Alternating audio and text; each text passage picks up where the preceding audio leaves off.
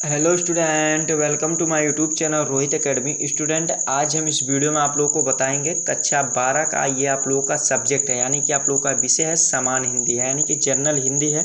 अर्धवार्षिक परीक्षा का ये आप लोगों का पेपर है 2024 और 2025 का आप लोगों का न्यू पेपर, बिल्कुल वायरल पेपर है। आप लोगों को जानकारी के लिए बता दो बाबू, ये पेपर आप लोगों के लिए अर्धवार्षिक परीक्षा के लिए भी इंपॉर्टेंट है, वार्षिक के लिए है, प्री बोर्ड के लिए, बोर्ड एग्जाम के लिए भी इंपॉर्टेंट है। ठीक है, आप लोग का ये जो पूर्णांक है 100 में 100 यानी कि 100 में 100 है, जो इसको संपूर्ण तरीके से इस वीडियो में बताएंगे एंड समझाएंगे। आप लोग वीडियो के अंत तक बने रहिएगा। हाँ, आप लोग इस वीडियो को जरूर देखिएगा अंत तक। अगर आप लोग का अर्धवार्षिक परीक्षा हो गया तब भी देखिएगा, अगर नहीं हुआ तब भी देखिएगा। ठीक है, चलिए बिना देरी को शुरू करते हैं। खंड का यहाँ हमारा स्टार्ट होता है, जिसमें से पहला क्वेश्चन दिया गया कि गद्य के क्वेश्चन रहेंगे। का वाला इसमें क्वेश्चन पूछा गया उपन्यास विधा पर आधारित रचना है, यानी कि आधारित रचना कौन सा है हमें ये बताना है। तो इसका जो सही आंसर हो जाएगा, उपन्यास की बात की जाएगी तो ये है गोदान है। क्या है बाबू? गोदान है, जिसके लेखक कौन है? मुंशी प्रेमचंद जी हैं। कौन है? मुंशी प्रेमचंद जी हैं। बा वाला हमारा ऑप्शन राइट हो जाएगा इसका। ठीक है, फिर अगला क्वेश्चन पर आते हैं। अगला क्वेश्चन देखिए क्या दिया गया, क्या भूलूं क्या याद करूं रचना किस विधा के पर आधारित है, यानी कि ये तो है हरिवंश राय बच्चन जी का। तो ये विधा की बात की जाएगी तो इनकी आत्मकथा है। क्या है बाबू? आत्मकथा है। डी वाला हमारा ऑप्शन राइट हो जाएगा। ये हरिवंश राय जी का, बच्चन जी का आत्मकथा है। ठीक है, डी वाला हमारा ऑप्शन सही हो जाएगा। फिर अगला क्वेश्चन गा वाला दिया गया, हिंदी का प्रथम मौलिक उपन्यास है, यानी कि हिंदी का प्रथम मौलिक उपन्यास किसे माना जाता है। तो इसका जो नाम है, क्या नाम है? परीक्षा गुरु है बाबू। क्या है? परीक्षा गुरु है। हमारा कौन सा राइट आंसर हो जाएगा? ए वाला ऑप्शन, आ वाला ऑप्शन सही हो जाएगा। और हाँ, इसका लेखक पूछ लेगा, परीक्षा गुरु के लेखक कौन है? तो लाला श्रीनिवास दास जी है। कौन है? लाला श्रीनिवास दास जी हैं। हमारा ये वाला भी कंप्लीट हो जाएगा। अच्छे तरीके से इस वीडियो में आप लोग को बताएंगे और समझाएंगे। बस आप लोग वीडियो को अंत तक बने रहिएगा धैर्य बना करके। ठीक है, और फिर अगला क्वेश्चन घा वाला दिया गया, दीप जले शंख बजे विधा है, यानी कि ये कौन सी विधा है हमें ये बताना है। तो इसका जो घा वाला का राइट आंसर हो जाएगा, हमारा बा वाला ऑप्शन राइट हो जाएगा। ललित निबंध है। और ये किसकी है? ये किसकी ललित निबंध संग्रह जो है दीप जले शंख बजे, ये किसकी है? तो कन्हैयालाल मिश्र प्रभाकर जी की है। ठीक है, फिर अगला क्वेश्चन अड़ा वाला दिया गया, यानी कि 5वां क्वेश्चन दिया गया, सरस्वती पत्रिका के प्रथम संपादक माने जाते हैं। तो महावीर प्रसाद द्विवेदी को माने जाते हैं। देखो यहाँ पर मिस प्रिंटिंग हुई है, महावरी नहीं है बाबू, महावीर प्रसाद द्विवेदी जी हैं। कौन है? महावीर प्रसाद द्विवेदी जी हैं। हमारा कौन सा?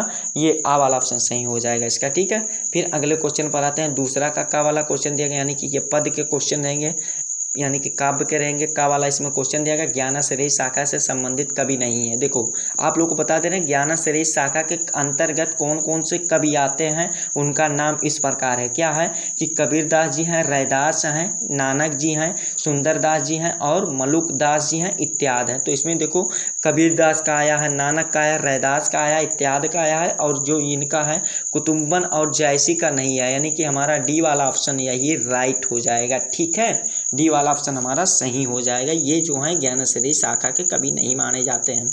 खा वाला क्वेश्चन दिया गया का वाला क्वेश्चन दिया गया है कि किस कवि को राष्ट्र कवि की उपाधि में विभूषित किया गया था, उनका नाम क्या था। तो उनका जो नाम की बात की जाएगी, यानी कि राष्ट्र कवि, यानी कि नेशनल जो आप लोगों का अथर थे, यानी कि अथर थे, वो कौन थे हमें ये बताना। तो खा वाला का जो सही आंसर हो जाएगा, हमारा बा वाला ऑप्शन 2 को किए गए थे।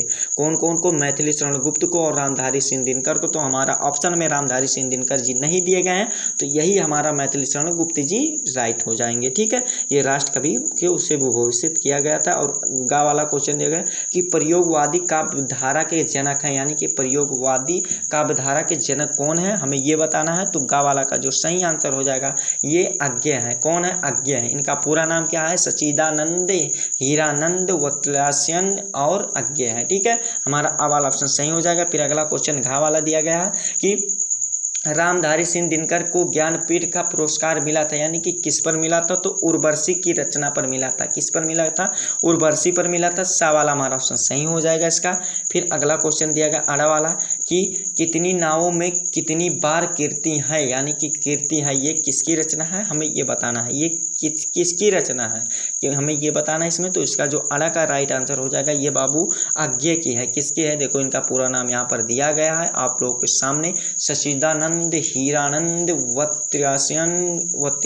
वत्यानंद और अज्ञे दिया गया, यानी कि इन्हें शॉर्टकट में अज्ञे कहते हैं। डी वाला ऑप्शन राइट हो जाएगा। तो 10 MCQ यहाँ पर आप लोग का वेल कंप्लीट हो गया, 10 नंबर। आगे भी कंप्लीट कराएंगे, बस वीडियो के अंत बने रहो। देखो क्या दिया गया, दिए गए गद्यांश पर आधारित प्रश्नों को उत्तर दीजिए। 10 नंबर का क्वेश्चन है। क्या दिया गया, रमणीयता और नृत्य न्यूनता और क्या दिया गया, अन्योन आश्रित है। रमणीयता का अभाव कोई भी चीज के मान्य नहीं होती है, यानी कि ये आप लोग को गद्यांश को मन करेगा इसको पढ़ लीजिएगा। अपने आंसर पर आते हैं, अपने क्वेश्चन पर इसको बताते हैं आप लोग को। देखिए पहला का वाला क्वेश्चन दिएगा, प्रस्तुत गद्यांश का संदर्भ सहित लिखिए, यानी कि संदर्भ लिखना है। 2 नंबर का प्रत्येक क्वेश्चन रहेगा, 5 क्वेश्चन दिए जाएंगे, यानी कि टोटल आप लोग का 10 नंबर दिया गया ना, तो आप लोग का 10 नंबर यहाँ से वेल कंप्लीट होंगे। ठीक है, क्या देगा संदर्भ, आप लोग हेडिंग डालेंगे, इसमें क्या लिखना होगा कि प्रस्तुत गद्यांश, पहले समझ लो ये कहाँ से लिया गया, भाषा और आधुनिकता से लिया गया, जिसके लेखक कौन है, प्रोफेसर जी सुंदर रेड्डी जी है। ठीक है, तो इसमें लिखना है संदर्भ में क्या कि संदर्भ हेडिंग रहेगा, इसमें लिखना होगा प्रस्तुत गद्यांश हमारी पाठ्य पुस्तक हिंदी के गद्य खंड में क्या किससे लिया गया, भाषा और आधुनिकता से पाठ से लिया गया या अध्याय से लिया गया, जिसके लेखक कौन है, प्रोफेसर जी यानी कि प्रोजी सुंदर रेड्डी जी है। ठीक है, ये आप लोग का क्या हो जाएगा, 2 नंबर वेल कंप्लीट हो जाएगा। रेखांकित अंश की पूछा गया तो यहाँ से लेकर के इसको रेखांकित अंश की अपनी भाषाओं में इसको अच्छे तरीके से तैयार करना है। बाबू बताना हमारा काम है, तैयार करना आप लोग का काम है। ठीक है, तो इसको अच्छे तरीके से आप लोग तैयार कर लीजिएगा। फिर क्या देगा, किसी लेखक की रचना में मौलिकता का बड़ा प्रमाण क्या है, तो इसका आंसर आप लोग को बता दे रहे हैं कि किसी लेखक की रचना में मौलिकता का बड़ा परिणाम यह होता है कि लेखक की अपनी क्या सोच, नवीनता, अपनापन, अपनी शैली और अपनी छाया होती है। यही बड़ा परिणाम मौलिकता का मतलब बड़ा प्रमाण होता है, यानी कि क्या होता है, परिणाम नहीं लिखा, प्रमाण होता है। ठीक है, हमारा ये वाला भी वेल कंप्लीट हो जाएगा। फिर अगला क्वेश्चन अड़ा वाला घा वाला दिया गया, सॉरी चौथा क्वेश्चन दिया गया, भाषा समुची युग चेतना की अभिव्यक्ति का ऐसा सशक्त माध्यम है, पंक्ति का आशय क्या है, तो इसका आंसर लिखेगा क्या कि पंक्ति का आशय यह है कि सभ्यता, संस्कृति और ज्ञान के विकास के फलस्वरूप जो वैचारिक क्रांति होती है जिसे हम युग चेतना के नाम से जानते हैं। बस इतना लिखिएगा, 2 नंबर ये वाला भी वेल कंप्लीट होगा ना। फिर अगला क्वेश्चन दिएगा कि लेखक के अनुसार किस रचना को समाज में स्वीकृति नहीं मिल पाई है, यानी कि किस समाज में नहीं मिल पाई है हमें ये बताना। तो इसका आंसर क्या लिखेगा बाबू, देखो इसका आंसर लिखेगा कि लेखक ने नवीनता के अभाव में कोई भी वस्तु का जनता का समाज के द्वारा स्वीकार नहीं की जाती है, क्योंकि यदि कोई रचना अपनी रचना में नवीन एवं मौलिक दृष्टि का अभाव रखता है तो क्या हो जाएगा, अभाव रखता हो यानी कि कमी हो तो क्या हो जाएगा, देखिए स्वीकार नहीं की जा सकती है, क्योंकि यदि कोई रचना अपनी रचना में नवीन एवं मौलिक दृष्टि से अभाव रखता हो तो उस रचना यानी कि उस रचना को सामाजिक स्वीकार नहीं मिल पाती है, यानी कि सामाजिक यानी कि समाज में नहीं उसको प्रकाशित किया जाता है। ये वाला भी वेल कंप्लीट अथवा करके दिया गया। माता भूमि पर निवास करने वाले यानी कि ये राष्ट्र का दूसरा अंग है, यानी कि राष्ट्र के स्वरूप नामक से लिया गया है, जिसके लेखक कौन है, वसुदेव शरण अग्रवाल जी हैं।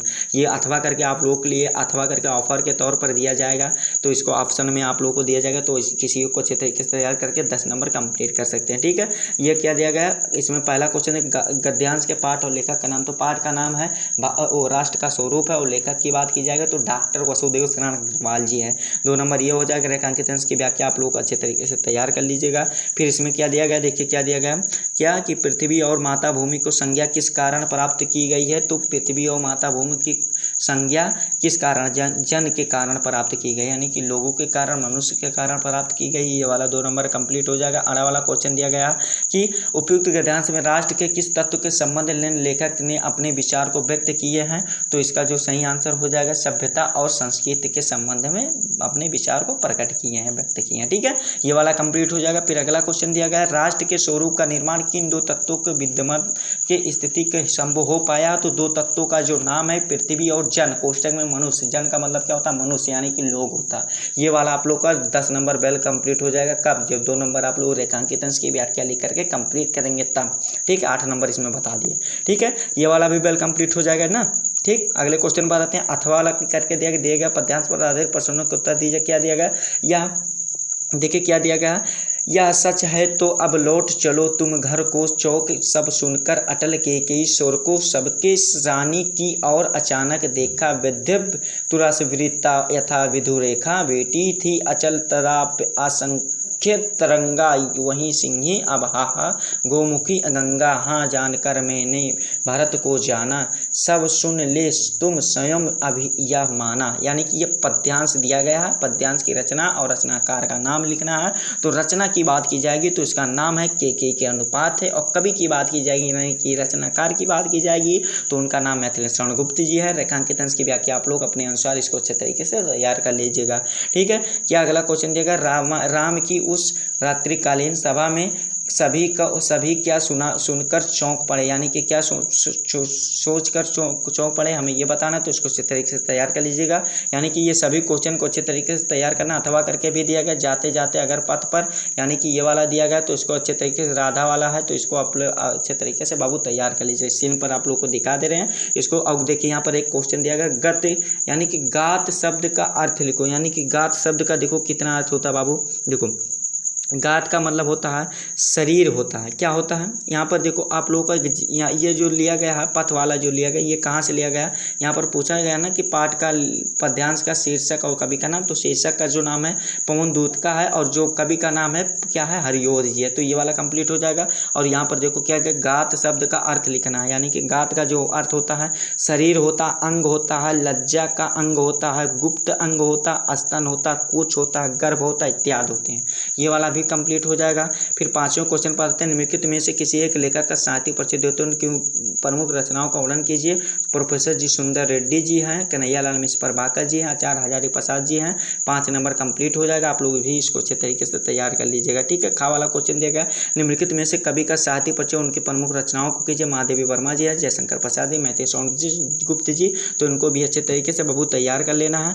फिर अगला क्वेश्चन 6 वाला दिया गया, ध्रुव यात्रा और बहादुर कहानी का सारांश लिखिए। 5 नंबर का क्वेश्चन, इसको भी अच्छे तरीके से तैयार कर लेना है। 7वां क्वेश्चन दिया गया, स्वपठित खंडकाव्य के आधार पर किसी एक खंड को एक प्रश्न का उत्तर दीजिए। अधिकतम शब्द सीमा जो आप लोग को लिखना है 80 शब्द से ज़्यादा ना लिख पाएँ, और मतलब 80 शब्द से आप लोग कम ना लिखें, भले ही ज़्यादा लिख दें। 5 नंबर ये आप लोग का बेल कंप्लीट हो जाएगा। क्या लिखना देखिए, आप लोग को जो जनपद में यानी कि डिस्ट्रिक्ट में जो पढ़ना अनिवार्य रहेगा, मुक्ति यज्ञ है और सत्य की जीत है, रश्मिरथी है और फिर आलोक वृत्त है और त्यागपति है, स्वर्ण कुमार है, इत्यादि हैं। इनको आप लोग को अच्छे तरीके से किसी एक क्वेश्चन को जो आप लोग को देना लिखना अनिवार्य रहेगा, पढ़ना अनिवार्य रहेगा, उसी का आंसर आप लोग लिख दीजिएगा। 5 नंबर आप लोग का ये कंप्लीट हो जाएगा। ठीक है। खंड खा यहाँ हमारा संस्कृत से क्वेश्चन आते हैं। 7 नंबर का आप लोग को इसको संदर्भ और हिंदी में अनुवाद करना है। ये अथवा करके भी दिया जाएगा, इसको भी अच्छे तरीके से तैयार कर लीजिएगा। ठीक है। और श्लोक भी दिया जाएगा 7 नंबर का, इसमें भी अथवा करके दिया जाएगा, इसको भी अच्छे तरीके से तैयार कर लीजिएगा संस्कृत में भी। फिर 9वां क्वेश्चन दिया गया क्या कि निम्नलिखित मुहावरे और लोकोक्तियों का अर्थ लिख करके बताना। हाथ में कंगना और यानी कि पापड़ बेलना, बड़े ही मकसद से मतलब किसी काम को सफल करना, यानी कि ये वाला हो जाएगा। और फिर क्या दिया गया कि पानी पानी होना, यानी कि पानी पानी होना, ये वाला भी आप लोग कर लीजिएगा। 2 नंबर बाबू किसी एक का ही बताना है, तो यह पापड़ बेलना वाला तो बता दिए, 2 नंबर कंप्लीट हो गया। फिर 10 वाला क्वेश्चन है, गद्यांश का पढ़ करके आप लोग को क्या उत्तर देना है, यानी कि इसको पढ़ लेना। देखो क्या दिया कितना आसान, तो इसको आप लोग को पढ़ लेना। आज़ाद भारत को स्क्रीन पर आप लोग वीडियो को रोक करके इसको नोट कर लीजिएगा अच्छे तरीके से, और इसको जितना भी क्वेश्चन दिया गया सभी को लिख दीजिएगा। उसी में छाट करके बना करके लिखना है। 10 नंबर ये आप लोग का कंप्लीट हो, 5 नंबर कंप्लीट हो जाएगा। 11 वाला क्वेश्चन दिया गया, क्या दिया गया इसको बता देते हैं। देखो क्या दिया गया बता देते हैं। अभिराम दिया गया है, अभिराम दिया गया और अविराम दिया गया। तो इसका जो मतलब होता है, एक का मतलब होता है सुंदर होता है, एक का मतलब लगातार होता है। बा वाला हमारा ऑप्शन सही हो जाएगा इसका। ठीक है। फिर अगला क्वेश्चन नियत दिया गया और नियत दिया गया, तो एक का मतलब होता है निश्चित होता है, एक का मतलब भाग्य होता है। आ वाला हमारा ऑप्शन सही हो जाएगा। फिर अगला क्वेश्चन निम्नलिखित शब्दों में से किसी एक शब्द का 2 अर्थ बताना है। तो देखो अज का जो अर्थ होता है 2 अर्थ बता दे रहे हैं। देखो क्या है, एक अज का मतलब होता है बकरा होता है, और एक अज बाबू दशरथ के पिताजी का नाम था, और जो एक अज का होता है शिव होता है और विष्णु होता है। 4 बता दिए बाबू, 2 ही को लिखना था। 2 नंबर ये वाला भी बेल कंप्लीट हो गया। ठीक है। फिर अगला क्वेश्चन दिया गया है कि निम्नलिखित वाक्यांशों में से किसी एक शब्द का लिखना है। क्या दिया गया है कि जो अपने आचरण से पवित्र होते उसे शुचिकर्मा कहते हैं। क्या कहते हैं? शुचिकर्मा करते हैं। आ वाला हमारा ऑप्शन सही हो जाएगा। फिर अगला क्वेश्चन दिया गया, थोड़ी देर में नष्ट हो जाने वाला उसे क्या कहते हैं? क्षणभंगुर कहते हैं। क्या कहते हैं? क्षणभंगुर कहते हैं। बा वाला हमारा ऑप्शन सही हो जाएगा इसका। ठीक है, फिर अगला क्वेश्चन दिया गया, दो वाक्यों को शुद्ध करके लिखना होगा, तो ये वाला अपने अनुसार इसको लिख दीजिएगा। थोड़ा बहुत इधर उधर करना रहता तो 2 नंबर ये वाला भी आप लोग कंप्लीट कर सकते हैं। फिर व्याकरण की बात की जाएगी, 12 वाला करोड़ रस अथवा वीर रस की परिभाषा उदाहरण लिखो। 2 नंबर का क्वेश्चन, इसको अच्छे तरीके से तैयार कर लें। संदेह अलंकार अथवा अलंकार यमक अलंकार का लक्षण और उदाहरण सहित लिखना है। 2 नंबर का क्वेश्चन, इसको भी अच्छे तरीके से तैयार कर लीजिएगा। सोठा छंद अथवा कुंडलिया छंद का लक्षण और उदाहरण लिखना। 2 नंबर ये वाला कंप्लीट हो जाएगा। और जो 13 वाला क्वेश्चन दिया गया कि किसी बैंक के शाखा प्रबंधक के कोई व्यवसाय करने के लिए ऋण प्राप्ति यानी कि लोन लेने के लिए आवेदन पत्र लिखा है। 6 नंबर का क्वेश्चन, अथवा करके इसमें दिया गया कि किसी दैनिक पत्रकार के संपादक के नाम एवं पत्र लिखिए जिसके शहर के फैली संक्रमण बीमारी के प्रति नागर स्वास्थ्य अधिकारी को ध्यान आकर्षित किया गया है। यानी कि 9 नंबर ये आप लोग का 6 नंबर का क्वेश्चन है, तो अथवा करके दिया गया, तो किसको अच्छे तरीके से तैयार कर लीजिए किसी एक को। ठीक है, और 9 नंबर की बात की जाएगी, यानी कि आप लोग का क्या है, ये निबंध है। क्या निबंध है? किसी एक विषयों में से किसी एक भाषा शैली पर निबंध लिखिए। 9 नंबर का क्वेश्चन है, भारत में कंप्यूटर की महत्व पर मेरे प्रिय पुस्तक और नारी सशक्तिकरण पर लिखना है। स्वच्छता अभियान, जन का कल्याण, और फिर क्या दिया गया है, वन संरक्षण का उपयोगिता यानी कि उपादेयता पर लिखना है। यानी कि वन संरक्षण यानी कि पेड़ों को कटाने के, पेड़ों पौधों की सुरक्षा करने के लिए यह इस पर लिखना है। तो ये आप लोग का क्या हो जाएगा, निबंध हो जाएगा। ठीक है, तो देखिए आप लोगों को ये निबंध हो जाएगा, यही आप लोगों का लास्ट क्वेश्चन होगा। ठीक है, तो यही आप लोगों का कक्षा 12 का सामान्य हिंदी यानी कि जनरल हिंदी का अर्धवार्षिक का पेपर था, जो आप लोगों को संपूर्ण तरीके से इस वीडियो में बता दिए एंड समझा दिया। आप लोग को ये हमारा प्यारा सा वीडियो कैसा लगा कमेंट करके जरूर बताइएगा। और आप लोगों को इस वीडियो को क्या करना है, जितने भी कक्षा 12 के स्टूडेंट हैं उनके पास अधिक से अधिक जरूर शेयर करके पहुंचा देना है। ठीक है, चलिए हम आप लोगों से मिलते हैं नेक्स्ट वीडियो में नेक्स्ट टॉपिक के साथ। तब तक के लिए जय हिंद, जय भारत, वंदे मातरम।